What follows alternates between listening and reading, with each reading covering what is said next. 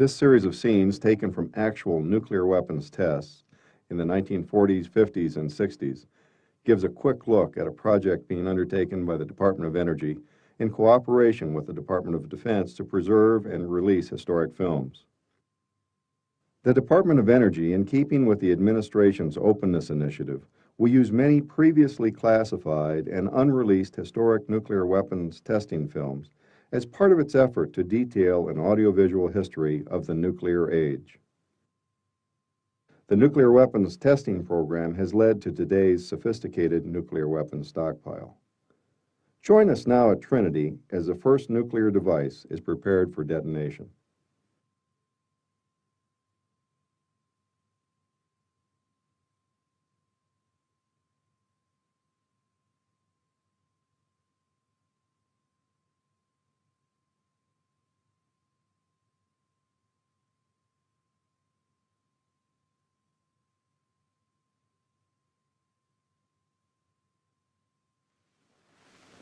Anchored in the sheltered waters of the Bikini Lagoon below is an array of almost every type of naval vessel used in the past war.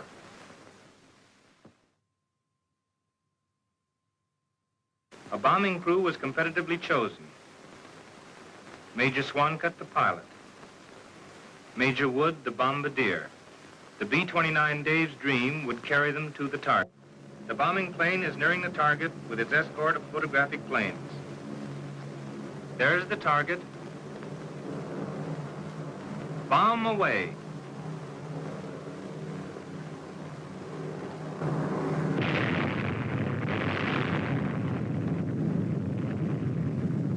There it goes. The fourth atomic bomb has been successfully detonated. First you see a blinding flash. Then comes the hemispherically shaped cloud that expands rapidly just behind the initial pressure wave. After the smoke clears, the characteristic mushroom cloud begins to form and shoot skyward.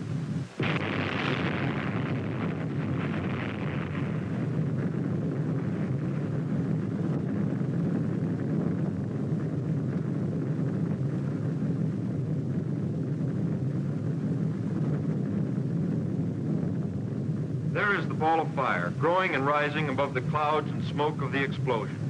Although obscured during the first few seconds, the ball of fire is still visibly red hot. The maximum temperature reached at the center of this ball, shortly after detonation, exceeds even the temperature of the sun. In less than a minute, it has reached a point 1 mile above the Earth. Although a beautiful sight, this swirling, boiling mushroom cloud is certain death to any living thing which approaches too close to its edge.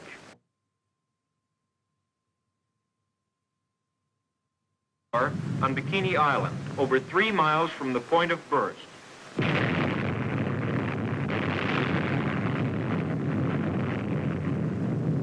On the water, you can see the shock wave coming toward the camera. Watch those palm trees in the foreground.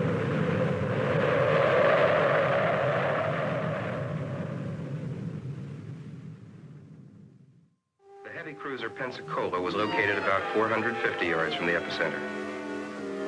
This ship sustained serious superstructure wreckage. Both stacks were a total wreck, and numerous other topside structures were badly damaged.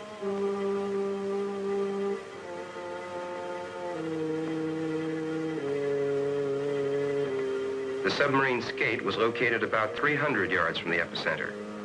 The light fixtures, periscopes, and superstructure were demolished, but the pressure hull and conning tower remained intact, and interior machinery was undamaged. 10, 5, 4, 3, 2, 1, fire.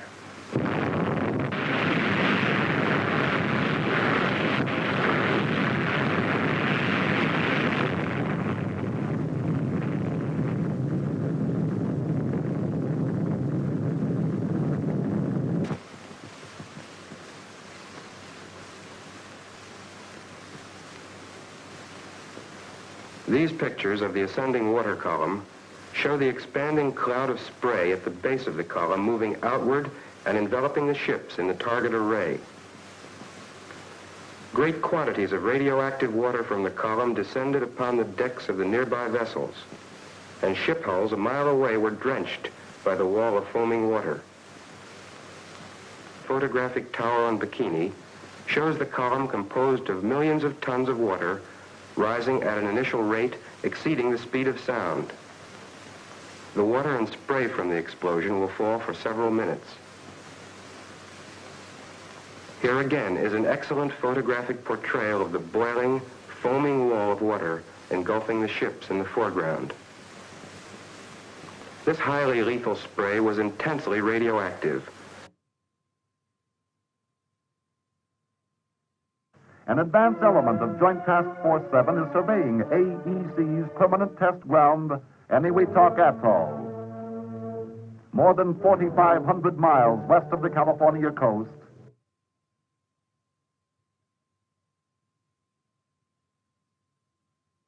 with test time only moments away, final time signals are called by Colonel Preuss. Split-second separators from the detonation.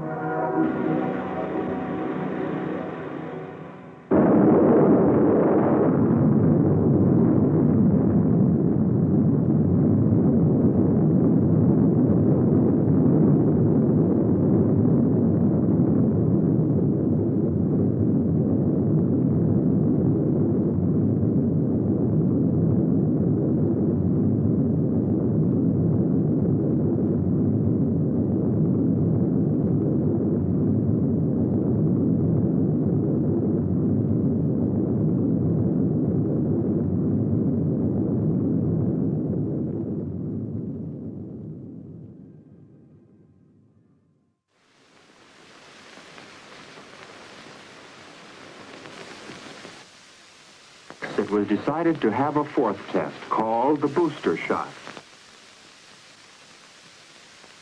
and was detonated on a 200-foot tower. Booster was then ready for detonation. Now for a look at the booster shot.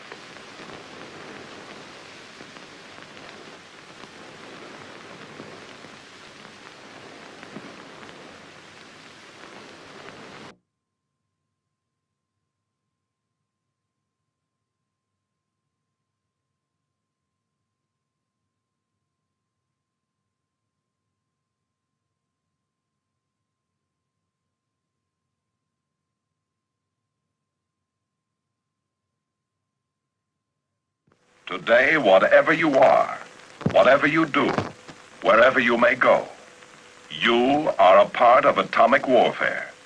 It involves you, personally, in laboratories and in the field, in little-known places and ways.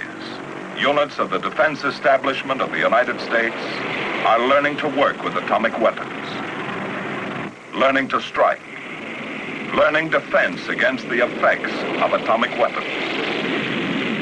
Blast, heat, light, radiation.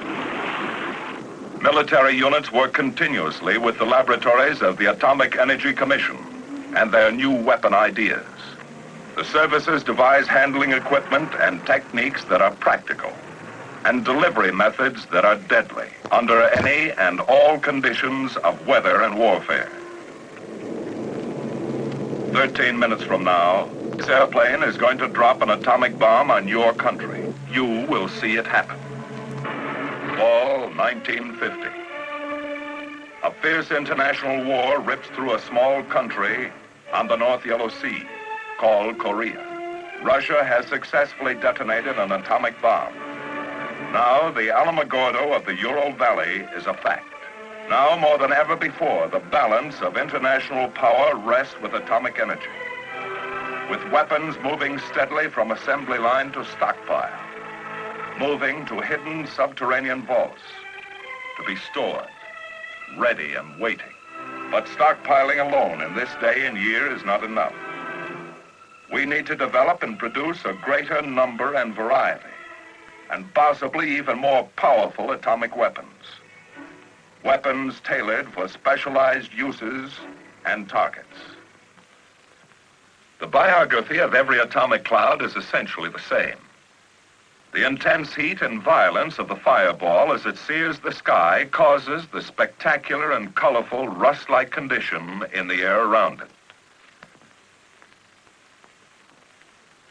As the fireball cools, an enormous vacuum and afterwind is created, causing the desert floor to rise up into the cloud itself, to form the characteristic mushroom stem. The cooling also sets up a rapid condensation in the air around the fireball that sometimes produces layers of ice crystals, literally an ice cap. Knowledge gained on previous nuclear weapons tests has produced the theory that once the cloud has formed and stabilized in the sky, the vitally significant fission products in so-called unburned fission fragments don't distribute themselves evenly, but tend to collect in very large, invisible pockets, hot pockets, or cells inside the cloud. The particles that are suspended in these nebulous cells indicate many things that happen inside the bomb, as well as the efficiency of the fission reaction. So attempting to locate the cells and collect samples from them is a mission of the highest priority.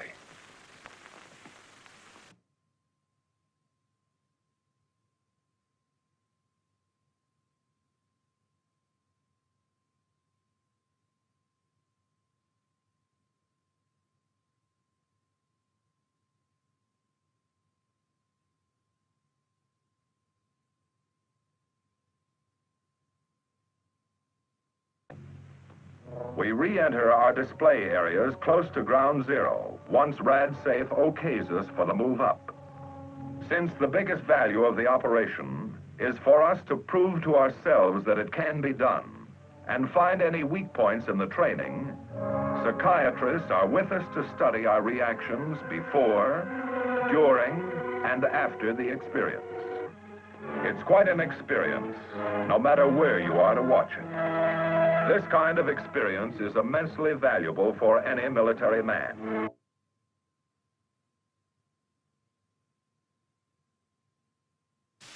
Participation in Cactus supplied low-yield coral soil data for comparison with results obtained in Nevada soil from shots of similar yield.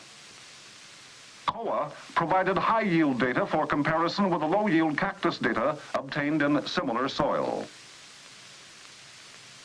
Successful measurement of neutron flux and spectra were made for a number of ranges. In the structural effects studies on the B-52, sufficient data were collected to substantiate a correlation between measured and analytical responses. This will establish a workable and reliable side load computation procedure. Yucca, the first of the 3 high-altitude shots, was prepared and launched from the flight deck of the aircraft carrier USS Boxer. At 1125 hours on 28 April, when the Yucca balloon was released, the USS Boxer was operating about 90 nautical miles northeast of Nan Island, Bikini Atoll, maintaining a deck wind velocity of near zero. 2.5 hours later, 1440 hours, at an approximate altitude of 85,000 feet, Yucca was detonated by radio command signal. Failure of the telemeter command transmitter to activate the canister instruments prior to burst time resulted in almost complete loss of data from the balloon dragline equipment. The aircraft-mounted instrumentation provided excellent data. The Teak and Orange missile shots were fired from Johnston Island, about 720 nautical miles southwest of Honolulu. Each device was sent aloft by an Army Redstone missile. Attached to each missile were 4 pods, released during the acceleration phase of the Redstone. 3 of the pods contained telemeter-equipped instrumentation for the nuclear program. The 4th pod, programmed to be closest to the detonation, was utilized primarily for studying the vulnerability of ICBM structural materials.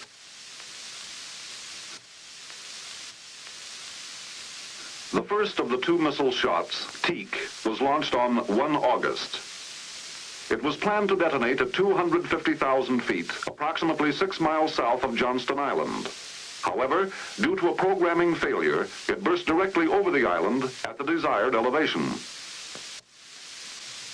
Orange was launched at 2330 hours from Johnston Island on 12 August.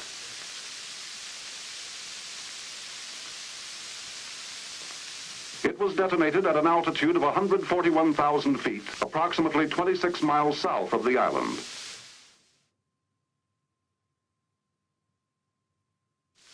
A brief recapitulation of the findings in line with the general objectives sought from teak, orange, and yucca shows first that high-altitude nuclear detonations are characterized by the rapid development of energy phenomena. Most spectacular was the extent of the fireball growth on teak, the highest of the three shots, a diameter of 10 miles in 10 milliseconds, accompanied by a striking visual aurora.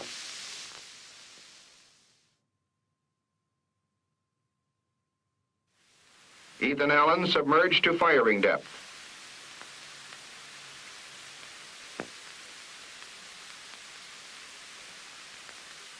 And there it goes. Polaris on the way with a nuclear warhead.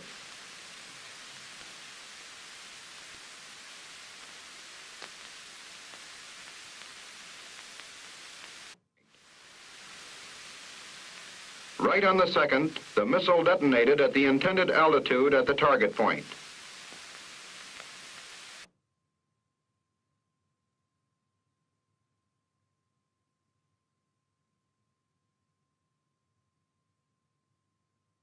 Service ASROC missiles with nuclear warheads were taken aboard the designated firing ship, the destroyer Agerholm, and her backup, the destroyer Richard B. Anderson, and were stowed in their launchers by the ship's regular ASROC crews. Intensive preparation stressed the most advanced safety and protective measures.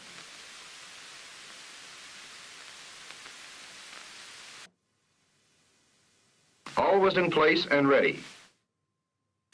Aboard Agerholm, the ASROC launcher lined up on target. The rocket-propelled ASROC headed toward target. In the foreground is the firing ship. 27 seconds later, the warhead splash penetrated to its set depth. At this point, the service fuse completed the firing cycle and the burst exploded skyward.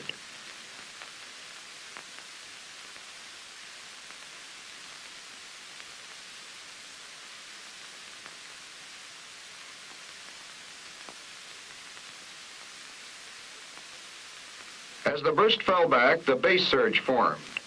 A heavily radioactive cloud of spray and mist which spread to nearly 1 mile in radius. A few seconds later, the detonation bubble collapsed. This caused a new plume to be thrust upward through the primary cloud.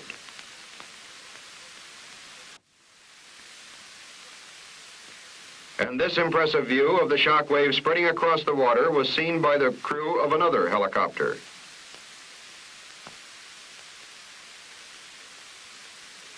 Beneath the sea, the crew of Razorback experienced the effects of the shock wave in a strong shaking that lasted for 45 seconds. One of the prime missions of tactical aircraft is the delivery of nuclear weapons following a low-level approach to the target. The methods selected for delivery and escape will determine the success of the mission as well as the safety of the pilot and the aircraft. This is an actual retarded laydown delivery using a practice weapon. Aiming through the gun sight is accomplished with the sight depressed. When the pipper crosses the target, the weapon is pickled manually. Laydown is a very accurate method of delivery. Just before the weapon is to detonate, the airplane is pulled into a 15-degree climb with the tail toward the blast. With the thermal shield closed, this attitude provides maximum protection from weapon effects. The weapons are being loaded aboard the aircraft. In this case, both weapons are B-43s.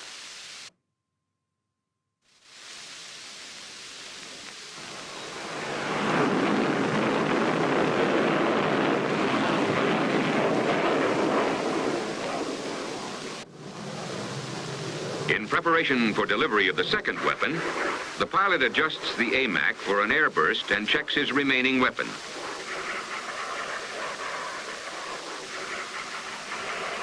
He also selects loft on the CP-741.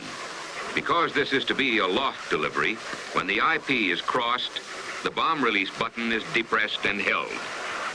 This starts the computer.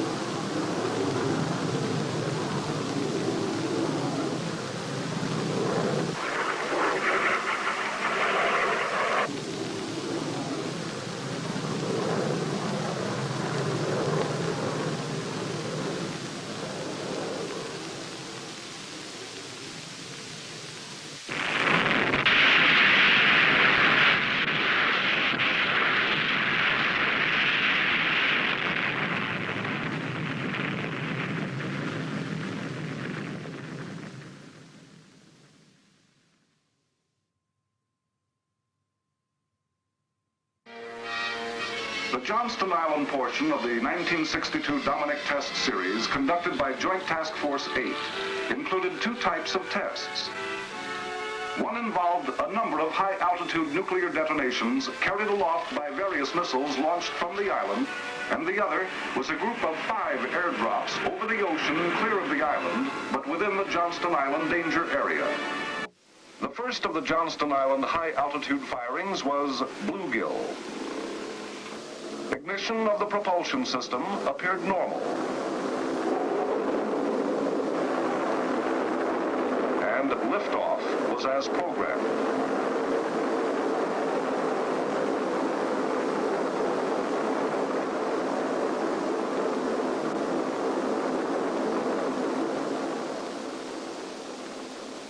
The range safety tracking radar lost track, and it was necessary to destroy both missile and the warhead after a long flight on what was later analyzed to have been the correct trajectory. The next attempted high-altitude shot was Starfish on the 19th of June. It, too, was unsuccessful. On the 8th of July, Starfish Prime, the second try at Starfish, was launched and was entirely successful. The warhead detonated at an altitude of 400 kilometers, 31 kilometers south of Johnston Island. On 25 July, the Thor vehicle for Bluegill Prime had a one-of-a-kind casualty, diagnosed as a sticking fuel valve, which caused a fire at motor ignition. Both missile and warhead burned on the launching pad.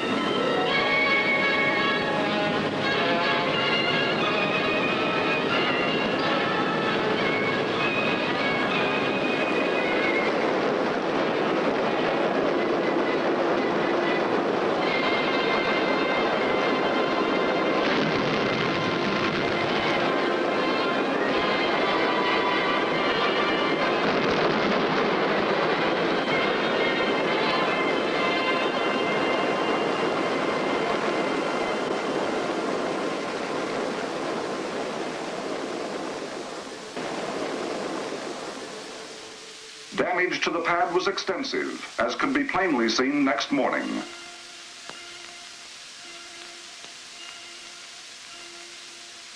Less visible, but more dangerous, was the long-life radioactive contamination of the pad area from the warhead. The remaining 4 events, Checkmate, Bluegill Triple Prime, Kingfish, and Tightrope, were all successful. In flight, the pilot will select an arm position. At release, a pulse of current is transferred from the aircraft to ignite the pulse thermal batteries. The parachute is deployed. With over 6,500 aging classified nuclear weapons development films located on Kirtland Air Force Base, Albuquerque, New Mexico, and a smaller number at Albuquerque's Pantex plant near Amarillo, this joint Department of Defense and Department of Energy effort will preserve and allow appropriate release of this valuable historic information.